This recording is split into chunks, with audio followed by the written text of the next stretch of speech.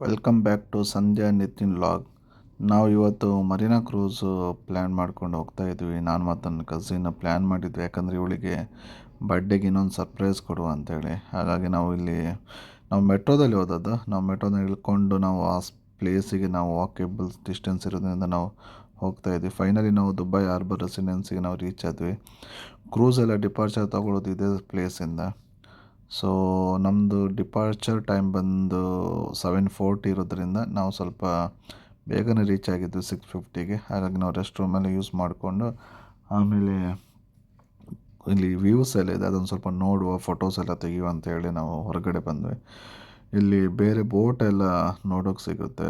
ತುಂಬ ಬೋಟ್ ಇದೆ ಇಲ್ಲಿ ಮರೀನಾ ಕ್ರೂಸಲ್ಲಿ. ಮತ್ತು ಮರೀನಾದು ವ್ಯೂಸ್ ಎಲ್ಲ ತುಂಬ ಚೆನ್ನಾಗಿರುತ್ತೆ ನೈಟ್ ಹೊತ್ತು, ಯಾಕಂದರೆ ಎಲ್ಲಿ ನೋಡಿದರೂ ಕೂಡ ಲೈಟಿಂಗ್ಸ್ ನಿಮಗೆ ನೋಡೋಕ್ಕೆ ಸಿಗುತ್ತೆ.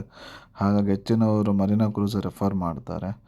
ಸೊ ನಮ್ಮದು ಡಿಪಾರ್ಚರ್ ಟೈಮು ಆಗ್ತಾ ಬಂತು. ಹಾಗಾಗಿ ನಾವು ಇಲ್ಲಿ ಎಂಟ್ರೆನ್ಸಿಂದ ಬೋಟಿಗೆ ಹೋಗೋಕ್ಕೆ 15 ಮಿನಿಟ್ ವಾಕೇಬಲ್ ಡಿಸ್ಟೆನ್ಸ್ ಇದೆ. ಹಾಗಾಗಿ ಎಲ್ಲರೂ ಆ ಕಡೆ ನಡ್ಕೊಂಡು ಹೋಗ್ತಾಯಿದ್ವಿ, ನಾವು ಕೂಡ ಹೋಗ್ತಾಯಿದ್ವಿ. ಇಲ್ಲಿ ನೋಡಿ ತುಂಬ ಬಿಲ್ಡಿಂಗ್ಸ್ ಇದೆ, ಎಲ್ಲಿ ನೋಡಿದ್ರು ಕೂಡ ಬಿಲ್ಡಿಂಗ್ಸಲ್ಲಿ ಲೈಟ್ಸ್. ಈ ನಮ್ಮದು ಊರಲ್ಲೆಲ್ಲ ದೀಪಾವಳಿಗೆ ಲೈಟ್ ಆಗಿರ್ತಾರೆ. ಫೈನಲ್ ನಾವು ರಾಯಲ್ ಲಿಬರ್ಟಿ ಕ್ರೂಸ್ಗೆ ನಾವು ರೀಚ್ ಆದ್ವಿ. ನಾವು ಒಳಗಡೆ ಬಂದು ಕೂತ್ಕೊಂಡು ಇಲ್ಲಿ ಇವರು ಸೀಟಿಂಗ್ ಎಲ್ಲ ಕೊಟ್ಟಿದ್ದಾರೆ ನಮಗೆ. ಸೊ ತುಂಬ ಜನ ಇದ್ದರು, ಯಾಕಂದರೆ ನಾವು ಬಂದಿರೋದು ವೀಕೆಂಡ್ ಆಗಿರೋದ್ರಿಂದ ಕ್ರೂಸ್ ಸ್ವಲ್ಪ ಬೋಟ್ ತುಂಬ ಫುಲ್ಲಾಗಿತ್ತು.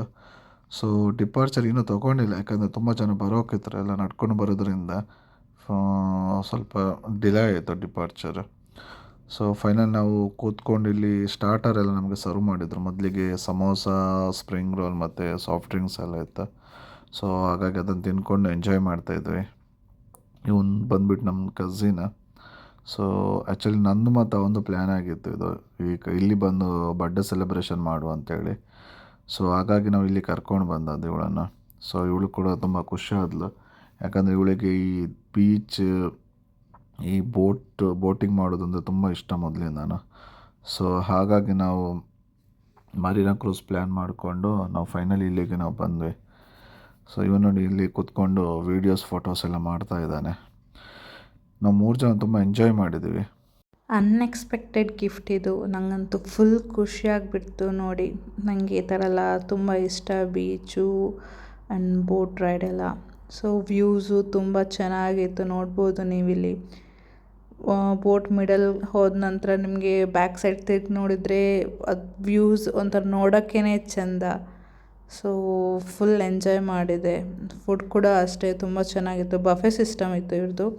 ಸೊ ಅನ್ಲಿಮಿಟೆಡ್ ಫುಡ್ಡು ಚೆನ್ನಾಗಿತ್ತು. ಫುಡ್ ಕೂಡ ಇಲ್ಲಿ ವೀಲ್ ಫುಲ್ ಲೈಟಿಂಗ್ ಶೋ ಆಗ್ತಿತ್ತು. ಅದ ನಂತರ ಡ್ಯಾನ್ಸ್ ಎಲ್ಲ ಸ್ಟಾರ್ಟ್ ಮಾಡಿದ್ವಿ ಇಲ್ಲೇ ಎಲ್ಲರೂ.